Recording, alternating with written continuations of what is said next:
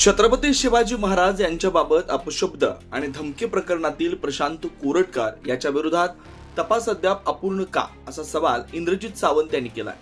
सावंत यांनी वकिलांच्या मार्फत पोलिसांना नोटीस बजावली आहे। गुन्हा नोंद होऊन 1 वर्ष होईल, पण अजूनही या गुन्ह्याचा तपास का पूर्ण झाला नाही, चार्जशीट अद्याप का दाखल झालं नाही, न्यायालयानं जामीन देताना आरोप प्रशांत कोरटकरवर ज्या अटी घातल्या त्यांचं पालन होतंय का, प्रशांत कोरटकर भारताबाहेर पळून गेलाय का असा प्रश्न विचारणारी ही कायदेशीर नोटीस आहे।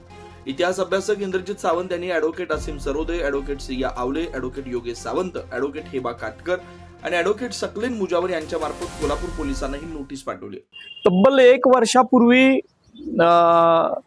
प्रशांत कोरटकर नावाच्या नागपूरमधल्या एका व्यक्तीनं रात्री 12च्या दरम्यान फोन करून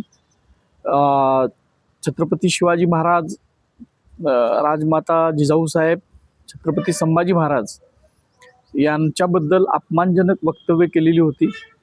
आणि आपल्या सगळ्यांना माहित आहे की त्याच वेळेला आम्ही त्याच्यावर गुन्हा नोंद करावा, स्वतः आम्ही डिव्हिजनमध्ये जाऊन तो गुन्हा नोंद केला आणि ते संभाषणाचे जे काही सगळं होतं ते मोबाईल आम्ही त्यांना दिलेला होता, पोलिसांना होता। मग नंतर त्यांना आणलं इथं, जे काय आरोपी होते त्यांना इथं आणलं, त्यांना परत 14 दिवस PC मिळालेली होती। या सगळ्या गोष्टी आपल्याला माहित आहेत, पण आता त्याला 1 वर्ष होत आलं तरी सुद्धा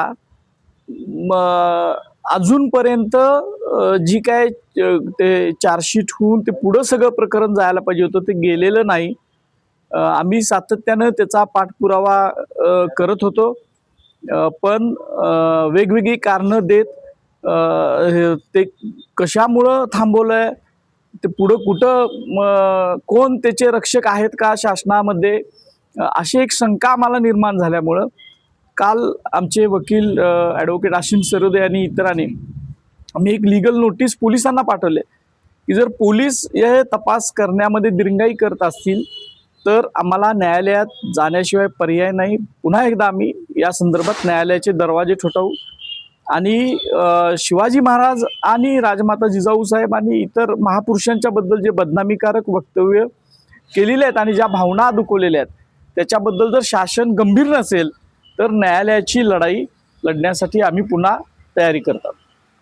यातले 2 प्रश्न अतिशय महत्त्वाचे आहेत की ज्या वेळेला आपण गुन्हा दाखल केला आणि गुन्हा दाखल केल्यानंतर चार्जशीट हजर करावी लागते, परंतु चार्जशीट हजर करण्यापूर्वी या सरकारनं महापुरुषाचा अवमान झाल्याबद्दल जी परवानगी दिल्याशिवाय चार्जशीट घालता येत नाही हे कायद्यात अभिप्रेत असल्यामुळं अजूनपर्यंत राज्य सरकारनं कोणतीही परवानगी दिलेली नाही।